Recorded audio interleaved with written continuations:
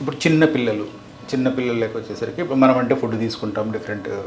చిన్న పిల్లల్లో ఇమ్యూనిటీని ఇంప్రూవ్ చేసుకోవాలి, చిన్నపిల్లల్ని మనం కాపాడుకోవాలి అంటే వాళ్ళలో ఇమ్యూనిటీని పెంచుకోవడం ద్వారా వాళ్ళకి మనం ఎలాంటి ఫుడ్ లేదా ఏం చేయొచ్చు అంటే?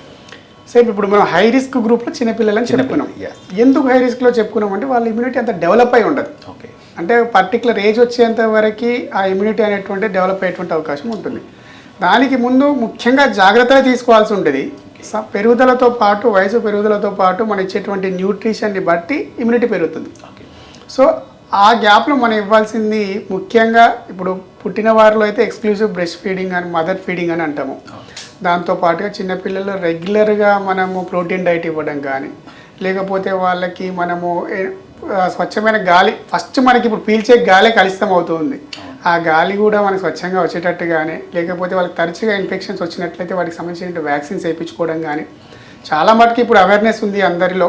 వ్యాక్సిన్స్ పిల్లల్లో ఏ టైంకి ఎప్పుడు వేయించాలి. దాంతోపాటుగా మన గవర్నమెంట్స్ కూడా ఒక ప్రోటోకాల్ని ఫిక్స్ చేశాయి కాబట్టి మర్చిపోకుండా వేయించుకుంటున్నారు. బట్ మిస్ అయ్యే వాళ్ళలో కూడా వ్యాక్సిన్స్ వేయించుకోవడము, ఫుడ్కి సంబంధించిన వాటిలో మనం చెప్పుకున్నట్టు ప్రోటీన్ డైట్ కానీ, లేకపోతే అన్ని సమతుల్య ఆహారం అంటాం, అన్నిటిని బ్యాలెన్స్ చేస్తూ ఇవ్వడమే మన యొక్క ప్రాథమిక లక్షణం, అంటే ప్రాథమికంగా మనం చేయాల్సిన పని.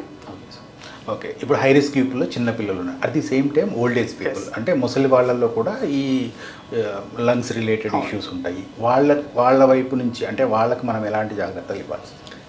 ఇప్పుడు మనం లంగ్స్ని ఎక్కువగా ఎఫెక్ట్ చేస్తుంది అనుకున్నాం కాబట్టి వైరస్, గతంలో ఎవరికైనా లంగ్స్ సంబంధించినటువంటి సమస్యలు అంటే ఆస్తమా కానీ, సిఓపిడి కానీ, రిపీటెడ్గా ఇన్ఫెక్షన్స్ రావడం కానీ, టీబీ వచ్చిన వారిలో కానీ, వారందరిలో ఎంతో అంత ఇమ్యూనిటీ కొంత తక్కువగా ఉండడం, లేకపోతే లంగ్స్ అనేటువంటిది ఈ వైరస్కి ఎగెనెస్ట్గా పోరాటంలో కొంత తక్కువగా ఉంటాయి. ఎందుకంటే వాళ్ళు ఆల్రెడీ ఆ లంగ్స్ యొక్క ప్రభావం అనేటువంటిది గతంలో వచ్చినటువంటి ఇన్ఫెక్షన్ ద్వారా కానీ, లేకపోతే ఆ వ్యాధుల ద్వారా కానీ వీక్గా ఉండడం జరుగుతుంది. కాబట్టి వారు ఖచ్చితంగా వారు రెగ్యులర్గా వాడేటువంటి మెడిసిన్స్, ఇప్పుడు ఆస్తమానే తీసుకుందాం, ఆస్తమాకి సంబంధించినటువంటి ఇన్హేలర్లు కానీ, లేకపోతే ఇతర మెడిసిన్స్ కానీ రెగ్యులర్గా వాళ్ళు వాడాల్సి ఉంటుంది. రెగ్యులర్గా వాడనప్పుడు ఏమవుతుంది అంటే ఈ వైరస్ అటాక్ వల్ల ఆస్తమా అనేటువంటిది సడన్గా ఎక్కువగా అయిపోతుంది. దాని లక్షణం అంటే వ్యాధి యొక్క తీవ్రత సడన్గా ఎక్కువగా అయ్యి హాస్పిటల్లో కూడా అడ్మిట్ అయ్యేటువంటి అవకాశం ఉంటుంది. కాబట్టి ఆ పరిస్థితి రాకుండా ఉండాలి అంటే వారు వాడుతున్నటువంటి మెడిసిన్స్ రెగ్యులర్గా వాడుకొని కొన్ని జాగ్రత్తలు పాటిస్తే చాలు. ఓకే, కరోనా వైరస్ సోకినప్పుడు చాలామందిలో ఆక్సిజన్ లెవెల్స్ పడిపోవడం అనేటువంటిది మనం గమనించాం. ఇందులో కూడా అలాంటి పరిస్థితి ఉంటుందంటారు?